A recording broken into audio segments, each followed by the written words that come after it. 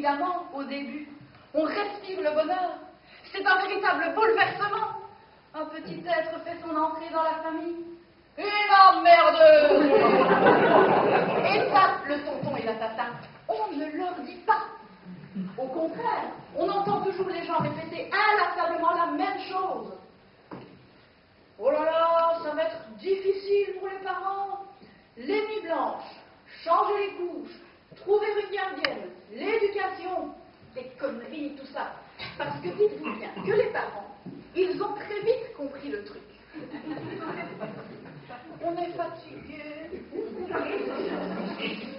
on en a marre, on va la mettre chez tata pour le week-end.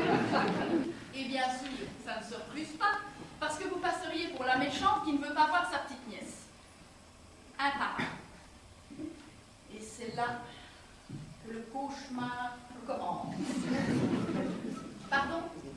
Les couches? Oh non, non, non, non, non. Ça, c'est une idée reçue. Oui, bien sûr. Ça pue, ça colle. On a l'impression qu'on vient de percer un trou dans la couche d'ozone. Mais moi, j'ai trouvé l'astuce. Je la change dans ma voiture. Pourquoi? Parce qu'elle est munie de l'option recyclage d'air. Donc les couches, je jette. Il y a bien plus pénible que cela. Vous ne devinez pas? Les fêtes de fin d'année. Dans l'ordre. D'abord, Halloween. Dis tata, pourquoi tu ne décores pas ta maison pour Halloween?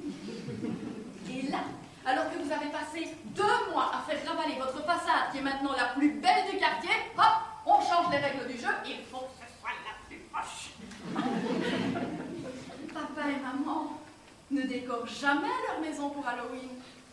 Ils n'en ont pas besoin puisqu'ils savent déjà qu'ils vont refiler le tétard à tata. Alors j'ai acheté un tas de citrouilles que j'ai passé un grand pièce à découper. On ne dirait pas comme ça, mais une citrouille, c'est coriace. La preuve, le couteau a ripé et je me suis coupé un doigt. Malheureusement, le chat a été plus rapide que moi pour le ramasser. Maintenant, il doit se trouver quelque part dans le fond du jardin. Le doigt, pas le chat. En tout cas, si vous voulez de la soupe, j'en ai un tir d'arigot. Il y avait tellement de citrouilles dans la maison que j'avais l'impression de vivre avec Jacques Paul-Lanterne. Et ça, ce n'est que la partie déco. Après, c'est le porte-à-porte.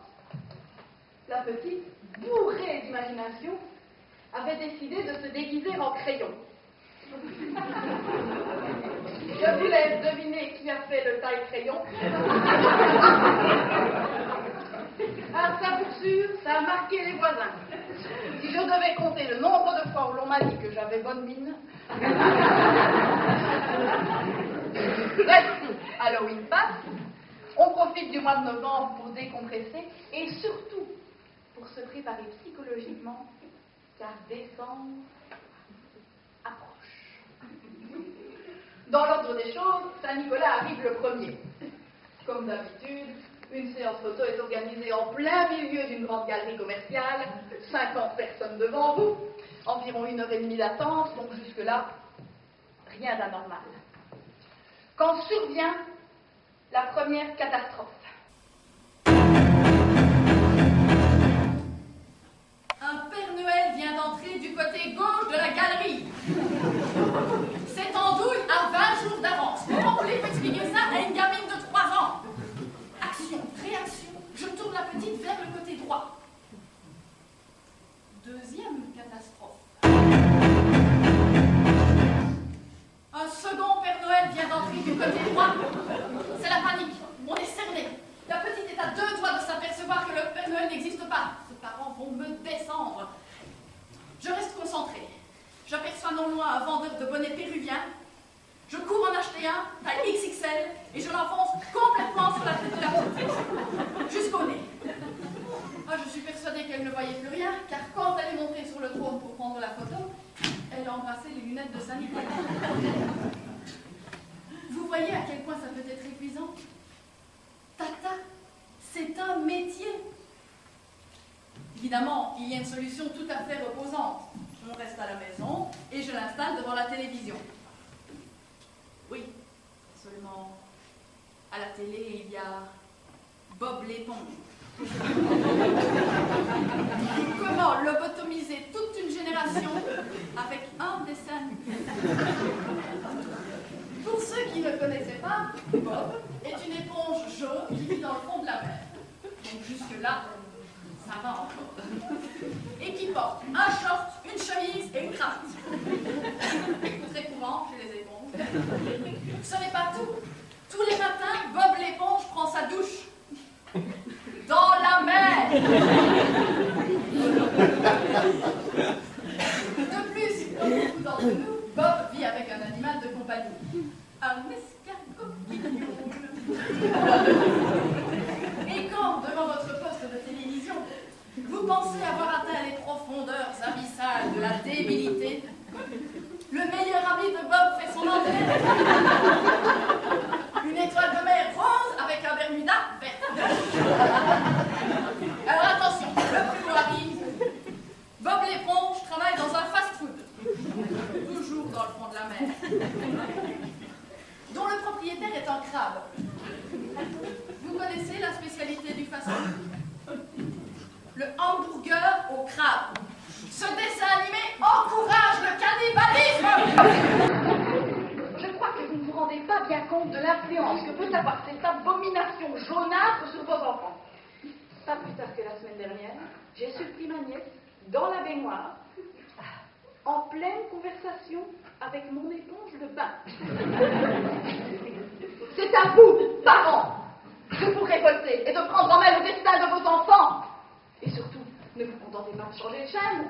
Vous allez tomber sur Dora l'exploratrice. Une gamine complètement inconsciente qui se balade toute la journée seule dans la forêt. Allez, en plus, elle a les fils qui se touchent. Elle parle avec un singe. Allez, je vous la donne, moi, la solution. Vous voulez des gosses équilibrés? Dites-leur la vérité. Juliette, où est-elle? Juliette, viens ici. Ah, te voilà, ma fille. Voilà. Juliette, tu as 3 ans. Il est grand temps que tu apprennes certaines choses. Dans l'ordre. Le Père Noël n'existe pas. Et le 1. Ça va? Tu encaisses? On enchaîne alors. Saint-Nicolas n'existe pas non plus. Hop! Et le 2. Oui, même celui du centre commercial. En plus, tu sais ce qu'il fait, Père Fouettard, celui-là? Oh. Tu ne sais pas ce que ça veut dire? Ben, va au catéchisme, tu suivras un atelier pratique. Oh mon Dieu! Bob l'éponge est mort! Oui, je l'ai tapé violemment dans les toilettes avec les couches culottes, donc il est très probablement mort d'asphyxie. Et Dora l'exploratrice, elle n'explore pas, elle fait le trottoir! Et toi aussi tu devras le faire si tu n'étudies pas plus tard à l'école! Voilà, c'est tout pour la leçon d'aujourd'hui. Tu peux retourner dans ta chambre. Voilà. Là, j'ai vraiment l'impression d'avoir rempli mon devoir de tata. N'empêche, heureusement qu'au milieu de tout ça, il nous reste une vraie fête. Ben oui, Pâques, avec les cloches qui viennent de Rome et qui amènent les œufs dans le salon, tout ça quoi.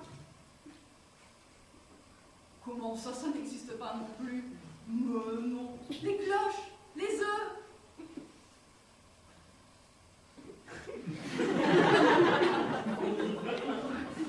Ça n'existe pas non plus. Les cloches, les œufs. Ben franchement, merci. C'est pas parce qu'on doit dire la vérité aux enfants qu'on doit enlever aux adultes ce qui leur reste d'innocence.